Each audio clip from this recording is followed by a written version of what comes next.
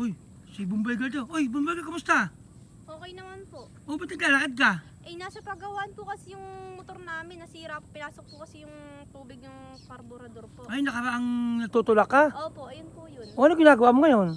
Eh, matatapos ko lang po kasi magkuha po ng pinautang. Eh, ngayon Ah, po, nakabayad naman lahat. hindi pa nga po eh. Kaya Oh. nga po, nag-sideline po yun. Uy, ano yan? Ano yan? Tinda po ako nito. Ha? Payong? Opo. O, magkano naman yan?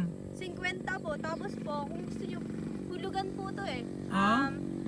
Kada isang araw, 3 po. 3 piso. Opo. Tapos ang down, 50 po. 50 pesos. Ang laki ng Opo. tubo. Kukunin ko na yan. Ilan pa ba yan? 2 po. O, kukunin ko na yan. Ang sipag mo Sa talaga. isang buwan po Oh, may yun. talong mo, Bombay Girl. Hindi mo papabayaan ang pag-aaral mo. Hindi naman po. Yan ang maganda. Kaya makapag-aaral ka para yung may iwang negosyo ng tatay mo, mapasayo, ikaw magtutuloy ha. Opo. Alam mo, ang cute talaga ng mga tuldok-tuldok mong pula eh, no? Ha? Yan ang tatanda mo ha. Opo. Magsisikap ka ha. Ngayon, naglalakad ka lang. Opo.